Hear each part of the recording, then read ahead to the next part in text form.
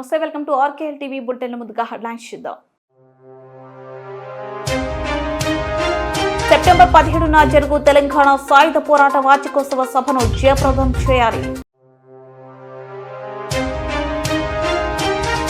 ఎట్టకేలకు నాగార్జున సాగర్ ఎడమ కాలువ గండి పూడ్చివేత పనులు ప్రారంభం. హరీష్ రావు దూలం లెక్క పెరిగిండు గాని దూడకు ఉన్న బుద్ధి కూడా లేదని ఆ రోజు చెప్పిన రుణమాఫీ చేస్తే రాజీనామా చేస్తా. ఓం గణేశాయ నమః అంటూ భక్తులు జేజేలు పలికారు. 9 రోజుల పాటు నవరాత్రి మహోత్సవాలు అంగరంగ వైభవంగా. కామారెడ్డి పట్టణ వినాయక నిమజ్జనం సందర్భంగా శోభయాత్రకి సిద్ధమైన టేక్రియాల్ చెరువు ఇట్లు పౌరపాలక సంఘం కామారెడ్డి. సెప్టెంబర్ 17న జరుగు తెలంగాణ సాయుధ పోరాట వార్షికోత్సవ సభను జయప్రదం చేయాలని సిపిఎం జిల్లా కార్యదర్శి వర్గ సభ్యులు ఎం చుక్కయ్య పిలుపునిచ్చారు. కాజుపేట సెంటర్లో సిపిఎం పార్టీ సమావేశం జంపాల రమేష్ అధ్యక్షతన జరిగింది. ఈ సమావేశానికి ముఖ్య అతిథిగా హాజరైన సిపిఎం పార్టీ హన్మకొండ జిల్లా కార్యదర్శి వర్గ సభ్యులు మాట్లాడుతూ సెప్టెంబర్ 17న తెలంగాణ రైతాంగ సాయుధ పోరాట వార్షికోత్సవ సభను సిపిఎం జిల్లా కమిటీ సభ్యుల ఆధ్వర్యంలో అంబేద్కర్ భవనం ముందు గల గిరిజన కమ్యూనిటీ హాల్లో నిర్వహిస్తున్నామని, తెలంగాణ రైతాంగ సాయుధ పోరాట వాస్తవ చరిత్రను ప్రజలందరికీ తెలియజేసేందుకు ఈ సభను నిర్వహిస్తున్నామని, ప్రపంచం గర్వించదగ్గ మహత్తర సాయుధ పోరాటాన్ని నేడు చరిత్రను వక్రీకరించి హిందూ ముస్లిం సమస్యగా పాలక వర్గాలు ప్రచారం చేస్తున్నాయని, కానీ భూమి కోసం, భుక్తి కోసం, వెట్టి చాకరీ విముక్తి కోసం కమ్యూనిస్టు పార్టీ ఆధ్వర్యంలో సాగిన మహత్తర సాయుధ పోరాటం 4000 మంది కమ్యూనిస్టు నాయకులు, కార్యకర్తలు ప్రాణత్యాగం చేసి 4 లక్షల ఎకరాల భూమిని పేద ప్రజలకు పంచి అనేక వేల గ్రామాలను భూస్వాముల కబంధ హస్తాల నుండి విముక్తి చేసి నిజాం ప్రైవేటు సైన్యం అరాచకాలను ఎదిరించి సాగిన పోరాటమని గుర్తు చేశారు. ఈ సమావేశంలో పార్టీ మండల కమిటీ సభ్యులు ఓరుగంటి సాంబయ్య, బి ఇందిరా, నాయకులు విమల, అనిత పాల్గొన్నారు. ఎట్టకేలకు నాగార్జున సాగర్ ఎడమ కాలువ గండి పూడ్చివేత పనులు ప్రారంభం.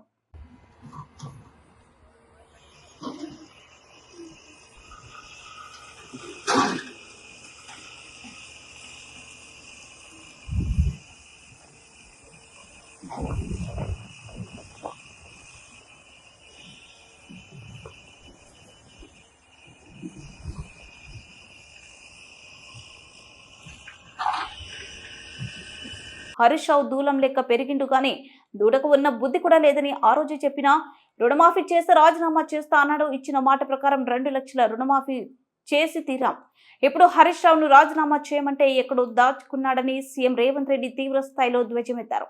హైదరాబాద్ లోని ప్రభుత్వం అధికారికంగా నిర్వహించిన కార్యక్రమంలో పాల్గొన్న సీఎం మాట్లాడారు. చెప్పినా నువ్వు రైతు రుణమాఫీ చెయ్యి, నేను రాజీనామా చేస్తా అని సవాలు విసిరిండు. ఆయనలోనే నేను యాదగిరిగుట్ట లక్ష్మీ నరసింహ సాక్షిగా చెప్పిన 15 ఆగస్టు లోపల 2 లక్షల రూపాయల రుణమాఫీ చేసి తీరుతా అని మాట ఇచ్చిన పార్లమెంటులో 42% ఓట్లు, 8 పార్లమెంట్లు మీరు గెలిపించారు. ఇచ్చిన మాట ప్రకారం 15 ఆగస్టు నాడు ఖమ్మం కొత్తగూడెంలో భద్రాద్రి రాముల వారి సాక్షిగా 23 లక్షల మంది రైతులకు 18,000 కోట్ల రూపాయలు రైతుల ఖాతాలో వేసి రైతుల కళ్ళల్లో ఆనందం చూసినాం.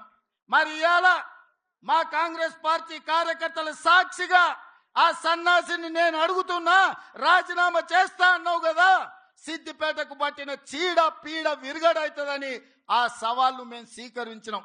మరి ఈ రోజు ఆ సన్నాసి ఎక్కడ దాక్కున్నాడని నేను అడుగుతున్నా. నేను వివరాలు పంపిస్తా. 2 లక్షల వరకు ప్రతి రైతుకు ఈ రోజు రుణమాఫీ చేసిన చరిత్ర, ఇచ్చిన మాట నిలబెట్టుకున్న చరిత్ర. 15 ఆగస్టు నాడు పండగ ఉన్నా, కార్యక్రమాలు ఉన్నా, ఇచ్చిన మాట ప్రకారం మేము వెయ్యాల్సిందే అని 3 విడతలు 27 రోజుల్లో 15 ఆగస్టు లోపల 2 లక్షల లోపల రుణమాఫీ అందరికీ చేసినాం. ఓం గణేశాయ నమః అంటూ భక్తులు జేజేలు పలికారు. 9 రోజుల పాటు నవరాత్రి బ్రహ్మోత్సవాలు అంగరంగ వైభవంగా నిర్వహించారు. నేడు వినాయక నిమజ్జనం సందర్భంగా నగరంలో కాజీపేట, హన్మకొండ, వరంగల్ నుంచి గణపయ్యను నిమజ్జనానికి తరలిస్తున్నారు. భక్తులు హన్మకొండలోని పద్మాక్షి గుడి, సిద్ధేశ్వరాలయం, బృందం చెరువుని, చిన్న వడ్డేపల్లి చెరువులోనే గణేష్ నిమజ్జనాలను నిర్వహిస్తున్నారు. అధికారులు ఇప్పటికే కట్టుదిట్టమైన ఏర్పాటు చేశారు. ఇలాంటి ఆలోచన జరగకుండా పోలీసు ఏర్పాటు చేశారు. నిమజ్జనం వద్ద గజ ఈతగాలను ఏర్పాటు చేశారు. రెవెన్యూ అధికారులు, కార్పొరేషన్ అధికారులు భక్తులు నేరుగా వచ్చేసి నిమజ్జనం చేసే విధంగా అన్ని ఏర్పాట్లు చేశారు. అధికారులు ప్రశాంత వాతావరణంలో నిమజ్జనం పూర్తి చేసేందుకు అన్ని ఏర్పాట్లు పూర్తి చేసిన అధికార యంత్రాంగం తెలిపారు. వరంగల్ ప్రాంతంలోని 7 చెరువులో 20 క్రెయిన్లు, 95 మంది గజ ఈతకాలు, 15 బోట్లు, 675 మంది సిబ్బంది, 49 సీసీ కెమెరాలు ఏర్పాట్లు చేసిన అధికారులు శోభయాత్ర ప్రశాంతంగా జరిగేలా భారీగా బందోబస్తు ఏర్పాటు చేసిన పోలీసులు 2500 మందితో బందోబస్తు ఏర్పాటు చేసిన పోలీసు అధికారులను చెప్పారు. నవరాత్రి ఉత్సవాలను ఏ రోజు కూడా ఇది చేయకుండా నైవేద్యం అనేది ఉదయం సాయంత్రం జరుపుకుంటున్నాము. సో 9 రోజుల నవరాత్రులు పూర్తి చేసి ఘనంగా విజయం సాధించుకొని ఈ రోజు గణపతిని నిమజ్జనం చేయడానికి మా టీం అందరము కలిసి వచ్చాము. జై బోలో గణేష్ మహారాజ్ కి జై, గణపతి బప్పా మోరియా.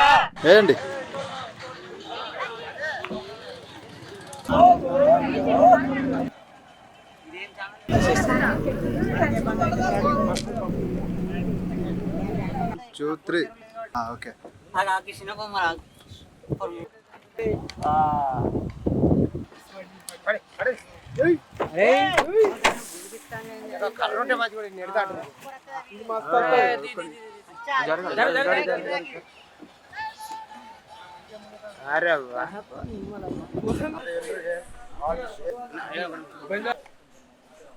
గణపతి నవరాత్రి ఉత్సవాలను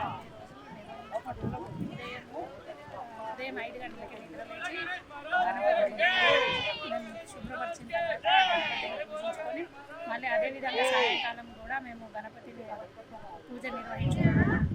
9 రోజులు గాను మేము నిర్వహించుకున్నందుకు మాకు చాలా సంతోషంగా ఉంది. ఈరోజు వినాయకుడిని నిమజ్జనం చేస్తున్నందుకు మాకు బాధగా కూడా అనిపిస్తున్నది. ఎందుకంటే శ్రద్ధలతోటి పూజించుకున్నారు. ఇంకోటి ఏంటంటే ఒక ఇంట్లో మనిషిలాగా అనిపిస్తుంది. మేము చాలా హ్యాపీగా ఫీల్ అవుతున్నాము. మేము గణపతిని మేము చల్లగా దీవించు తండ్రి అని మేము రోజు కోరుకుంటున్నాము. అదేవిధంగా వచ్చే సంవత్సరం కూడా ఈ విధంగా గణపతి నవరాత్రులు జరుపుకోవాలని ఆశిస్తూ వినాయకుడిని మళ్ళీ తిరిగి రమ్మని కోరుతూ ఈరోజు నిమజ్జనం చేస్తున్నాం.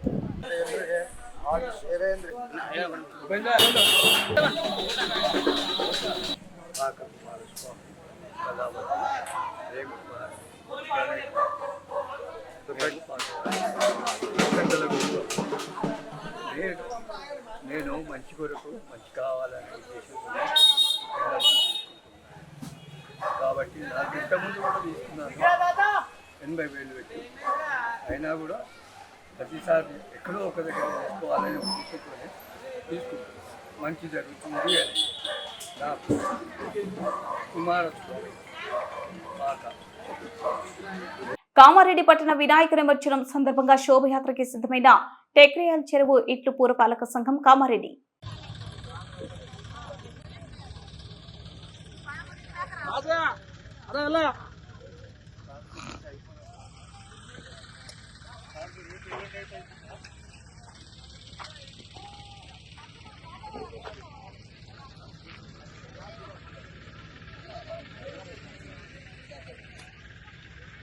తొమ్మిది రోజులుగా పూజలు అందుకున్న గణనాథుడు నేడు సోమవారం రాత్రి నిమజ్జనానికి తరలినున్నాడు.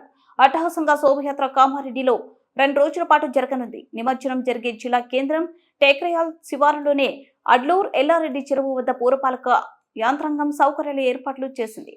పురపాలక పోలీసు రెవెన్యూ శాఖల సమన్వయంతో నిమజ్జనాన్ని ప్రశాంతంగా ముగించేందుకు అధికారులు సిద్ధమయ్యారు. ఈ సందర్భంగా మున్సిపల్ చైర్పర్సన్ గడ్డమీద ప్రియ మాట్లాడుతూ కామారెడ్డి జిల్లా కేంద్రంలో సోమవారం రాత్రి వినాయక నిమజ్జనం శోభయాత్ర ధర్మశాల వద్ద ప్రారంభం కానుంది. అక్కడి నుంచి సిరిసిల్ల రోడ్డు ఇందిరా చౌక్ వద్దకు చేరుకుంటుంది. ఉత్సవ సమితి ఆధ్వర్యంలో యాత్రలో వచ్చే గణనాథులకు స్వాగతం పలుకుతారు. అక్కడ నేడు గణేష్ శోభయాత్ర గణనాథులకు స్వాగతం పలుకుతారు.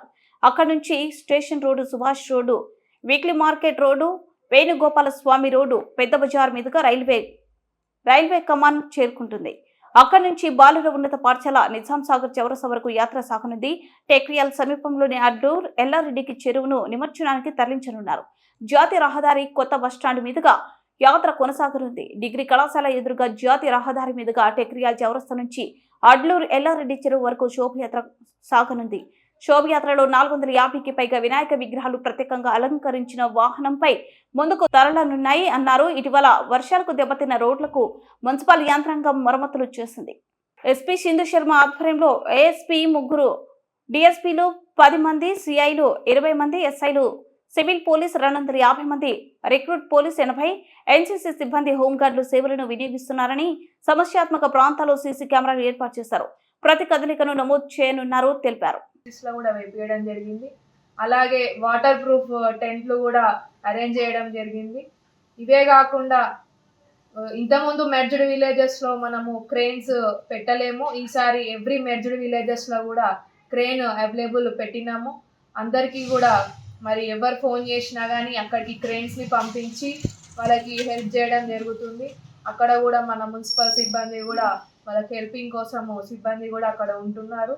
అండ్ అలాగే ఏదైతే ఈ రూట్ మ్యాప్ ఉందో ఆ రూట్ మ్యాప్లో కూడా టోటల్గా లైటింగ్స్ కానీ పాట్ హోల్స్ ఎక్కడెక్కడైతే గుంతలు మొన్న ఫ్లడ్స్ వల్ల చాలా వరకు రోడ్స్ డ్యామేజ్ అయిన గుంతలు ఉంటే అన్నీ కూడా గుంతలన్నీ కూడా ఫిల్ చేయడం జరిగింది.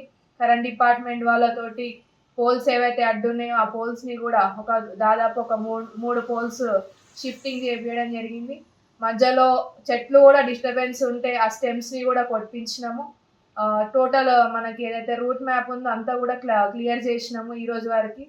ఇప్పటి వరకు అయితే మొత్తం ర్యాలీల ఎట్లయితే గణపతులు పోతుంటాయో అక్కడ కూడా ఇంతకుముందు హెల్త్ క్యాంప్స్ ఒక 2 ఉంటుండే అని చెప్తే మరి మొన్నటిదాకా మన పీస్ మీటింగ్లో మన మున్సిపల్లో కూడా మీటింగ్ పెట్టడం జరిగింది. ఆల్ డిపార్ట్మెంట్స్ అటెండ్ అయినారు.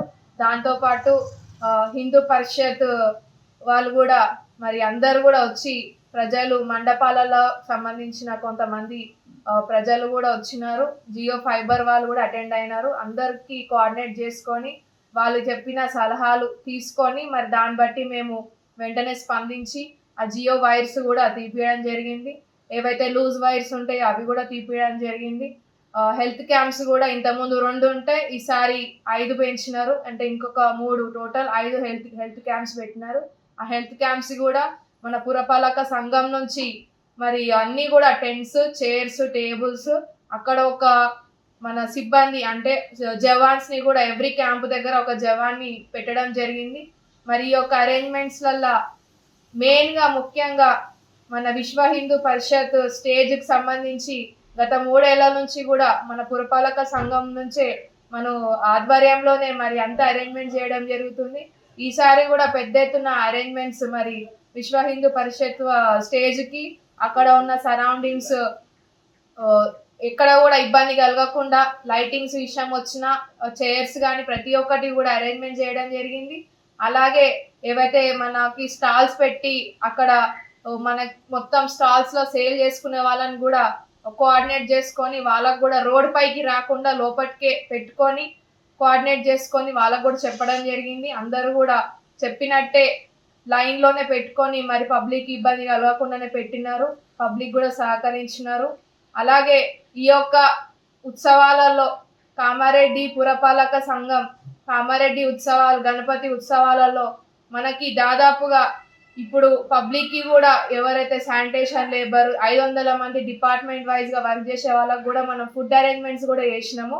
దీని యొక్క ఎస్టిమేషన్ చూసుకుంటే మనకి ఇప్పుడైతే 20 లక్షల వరకు ఖర్చు అవుతుంది. ఇవన్నీ కూడా మరి పురపాలక సంఘం కామారెడ్డి వాళ్ళు అరేంజ్ చేయడం జరుగుతుంది. మీకు ఎటువంటి ఇబ్బంది ఉన్నా కానీ ఈరోజే మనము వాట్సాప్స్లో ప్రతి ఒక్క డిపార్ట్మెంట్ వైజ్గా కాంటాక్ట్ నెంబర్స్ పంపిస్తున్నాము, హెల్ప్ లైన్ నెంబర్స్ పంపిస్తున్నాము. డిపార్ట్మెంట్ వైజ్గా ఎవరికి ఏ ఇబ్బంది ఉన్నా కానీ ఆ డిపార్ట్మెంట్ వైజ్గా కాల్ చేయండి, వెంటనే స్పందిస్తాము. ఒకవేళ ఏ డిపార్ట్మెంట్ కూడా రిసీవ్ చేసుకోకపోతే 100% మాకు కాల్ చేయండి, మేము చర్యలు తీసుకుంటామని చెప్పి తెలియజేస్తూ మీకు ఇబ్బంది కలిగితే చెప్పండి. కావాలంటే మన కలెక్టర్ సార్ కూడా మనం మాట్లాడి మేజర్ ఇబ్బంది ఏదైనా ఉన్నా కానీ చెప్పండి, వెంటనే స్పందిస్తామని తెలియజేస్తూ మరి ఈ యొక్క గణపతి ఉత్సవాలలో మేము ఏవైతే ప్లాన్ చేసుకున్న ఉత్సవాల ఐడియాలు కూడా మా ప్రభుత్వ సలహాదారులు షబ్బీర్ అలీ సార్ సలహాలు సూచనల మేరకు మరి అన్నీ కూడా ప్లాన్ చేసుకోవడం జరిగింది. ఈసారి చాలా పెద్ద ఎత్తున మరి పురపాలక సంఘం నుంచి అరేంజ్మెంట్స్ చేసినాము. మరి అన్నీ కూడా మరి ఈ అరేంజ్మెంట్స్ చాలా ఇప్పటివరకు రిపోర్ట్ వచ్చింది ఏంటంటే టేక్రియాల్లో గతంలో ఎప్పుడు కూడా ఇంత చక్కగా ప్రోగ్రామ్ పెట్టలేదు, ఇంత పెద్ద ఎత్తున అరేంజ్మెంట్ చేయలేదు, ఈసారి చేసినామని ప్రజల దగ్గర నుంచి కూడా రివ్యూస్ వస్తున్నాయి. అందరికీ కూడా ప్రత్యేక ధన్యవాదాలు. ప్రజలందరూ కూడా మరి మాకు సహకరించాలని చెప్పి తెలియజేస్తూ ఎవ్వరు కూడా నిమజ్జనం దగ్గర మరి ఇబ్బంది పడకుండానే మేము కూడా అందుబాటులో ఉంటాము. ఎవ్వరు కూడా మరి ఎట్లయితే మీకు టోకన్ ఇచ్చినారో ఆ టోకన్ వైజ్గానే వెళ్ళాలి, జాగ్రత్తగా ఉండాలని చెప్పి కోరుకుంటూ మరి నిమజ్జనాన్ని మనం సక్సెస్ఫుల్ చేసుకోవాలని చెప్పి తెలియజేస్తూ అందరికీ కూడా ధన్యవాదాలు తెలియజేస్తూ ముగిస్తున్నాను. Thank you so much. విశాఖలో తప్పిన పెను ప్రమాదం. సముద్రంలో వేటకు వెళ్లిన ఫిషింగ్ బోటు మంటలకు దగ్ధం. ఎంజిన్లో ఏర్పడిన మంటలు పూర్తిగా బోటుకు వ్యాపించడంతో పూర్తిగా దగ్ధమైన బోటు. ఆ సమయంలో మరో ఫిషింగ్ బోటు దగ్గరలో ఉండడంతో 5గురు క్షేమం. బోటులో వేటకు వెళ్లిన 5గురు క్షేమం.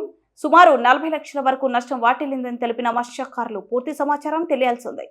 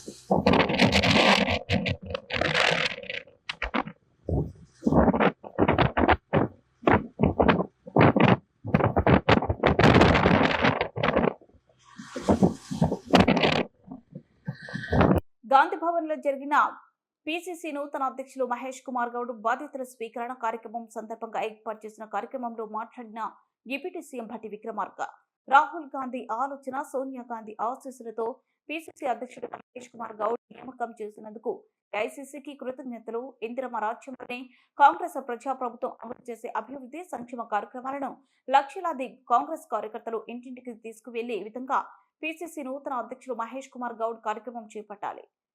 10 సంవత్సరాల బీఆర్ఎస్ పాలనలో కాంగ్రెస్ శ్రేణులు అనేక పోరాటాలు చేసి కేసులను, నిర్బంధాలను ఎదుర్కొని అవమానాలు భరించి అంచెలంచెలైన పార్టీ జెండాను భుజాన మోసుకొని అధికారంలోకి తీసుకురావడానికి చేసిన కృషికి కృతజ్ఞతలు. ఎన్నికల ముందుకు కాంగ్రెస్ పార్టీ అధిష్టానం ఇచ్చిన 6 గ్యారంటీల హామీలను ఇంటింటికి తీసుకువెళ్లి ఓట్లు అడిగి పార్టీని గెలిపించారు. కాంగ్రెస్ శ్రేణులు తలెత్తుకునే విధంగా ప్రజా ప్రభుత్వం పనిచేస్తున్నది. శాసనసభ్యులు ప్రమాణ స్వీకారం చేసిన వెంటనే అసెంబ్లీ ప్రాంగణంలో మహిళల కోసం ఉచిత ఆర్టీసీ బస్సు పథకాన్ని ప్రారంభించాము. పెద్దలు ఇప్పుడే మాట్లాడినట్టుగా గత 10 సంవత్సరాలు లక్షలాది మంది కాంగ్రెస్ కార్యకర్తలు, నాయకులు ఆనాటి టీఆర్ఎస్ బీఆర్ఎస్ ప్రభుత్వానికి వ్యతిరేకంగా పోరాటం చేసి అనేక పోలీస్ కేసులు ఉన్నప్పటికీ, అనేక రకాలైనటువంటి నిర్బంధాలు ఉన్నప్పటికీ, అనేక రకాలైనటువంటి అవమానాలు గురి చేస్తున్నప్పటికి కూడా అచంచలమైనటువంటి దీక్షతో కాంగ్రెస్ జెండాని భుజానేసుకొని ఈ పార్టీని అధికారంలో తీసుకొచ్చిన మీ అందరికి కూడా మరొక్కసారి నా హృదయపూర్వకమైనటువంటి ధన్యవాదాలు, కృతజ్ఞతలు తెలియజేయటమే కాకుండా మీరందరూ ఇంటింటికి వెళ్ళి కాంగ్రెస్ పార్టీకి ఓటేయమని, ఓటు వేసేటువంటి ప్రక్రియలో కాంగ్రెస్ పార్టీ ద్వారా మనం ఇచ్చినటువంటి 6 గ్యారంటీలు, ఇతర హామీల గురించి కూడా వాళ్ళందరికీ చెప్పి మీరంతా ఓట్లు అడిగి మనందరినీ గెలిపించారు.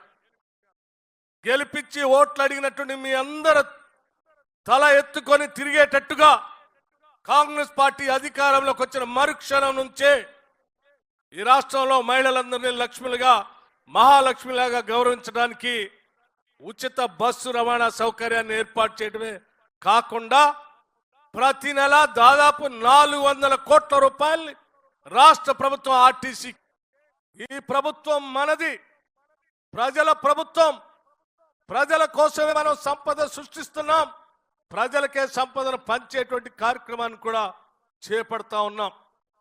ఈరోజు కాంగ్రెస్ పార్టీ అధికారంలోకి వచ్చిన తర్వాత ఈరోజు కాంగ్రెస్ కార్యకర్తల కోసం అట్లాగే కాంగ్రెస్ పార్టీ కోసం పనిచేసేటువంటి ఏ ఒక్క నాయకుడిని కూడా వదిలిపెట్టమని చెప్పడానికి చక్కటి ఉదాహరణలుగా ఈ మధ్యనే రాష్ట్ర ప్రభుత్వం నియమించిన కార్పొరేషన్ చైర్మన్లు మంచి ఉదాహరణగా నేను మీ అందరి దృష్టికి తీసుకొని వస్తా ఉన్నాను. కేవలం పార్టీ అధ్యక్షుడే కాదు, అనుబంధ సంఘాల్లో పనిచేసినటువంటి అధ్యక్షులకు కూడా కాంగ్రెస్ పార్టీ గౌరవిస్తుంది, సగౌరవంగా వాళ్ళకి పదవులు కట్టబెడుతుందని చెప్పడానికి ఉదాహరణగా యువజన కాంగ్రెస్ కమిటీ అధ్యక్షుడికి స్పోర్ట్స్ చైర్మన్ ఇచ్చాం. ఎన్ఎస్సీ అధ్యక్షుడిగా పనిచేసిన అతనికి ఎమ్మెల్సీ పదవి ఇచ్చింది పార్టీ. అట్లాగే ఎస్సీ డిపార్ట్మెంట్ అధ్యక్షుడిగా పనిచేసిన అతనికి ఎస్సీ కార్పొరేషన్ చైర్మన్ ఇచ్చింది. బీసీసీఎల్ అధ్యక్షుడికి ఒక చైర్మన్ ఇచ్చింది.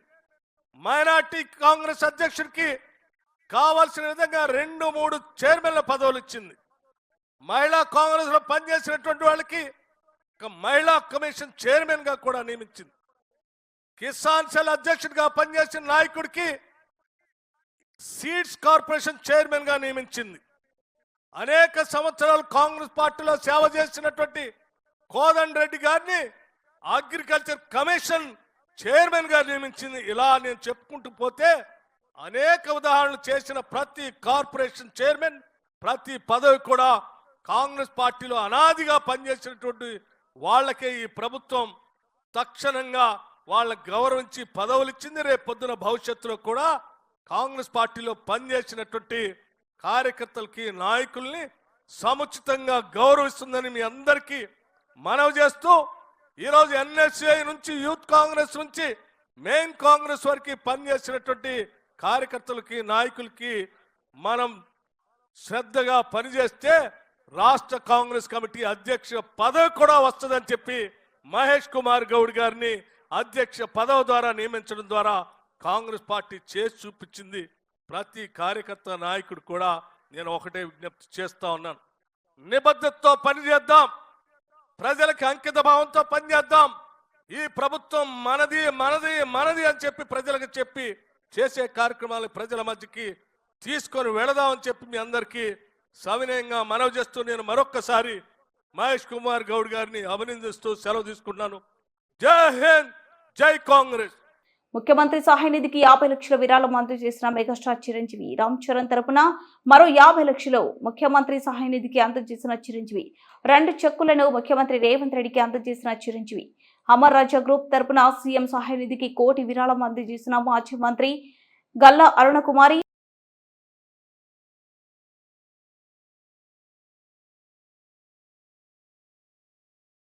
బుట్ట ముగించే ముందు హెడ్లైన్స్ మరోసారి. సెప్టెంబర్ 17న జరుగు తెలంగాణ సాయుధ పోరాట వార్షికోత్సవ సభను జయప్రదం చేయాలి. ఎట్టకేలకు నాగార్జున సాగర్ ఎడమ కాలువ గండి పూడ్చివేత పనులు ప్రారంభం. హరీష్ రావు దూలం లెక్క పెరిగింది గాని దూడకు ఉన్న బుద్ధి కూడా లేదని ఆ రోజు చెప్పిన రుణమాఫీ చేస్తే రాజీనామా చేస్తా. ఓం గణేశాయ నమః అంటూ భక్తులు జేజేలు పలికారు. 9 రోజుల పాటు నవరాత్రి మహోత్సవాలు అంగరంగ వైభవంగా. కామారెడ్డి పట్టణ వినాయక నిమజ్జనం సందర్భంగా శోభయాత్రకి సిద్ధమైన టేక్రియాల్ చెరువు ఇట్లు పౌరపాలక సంఘం కామారెడ్డి.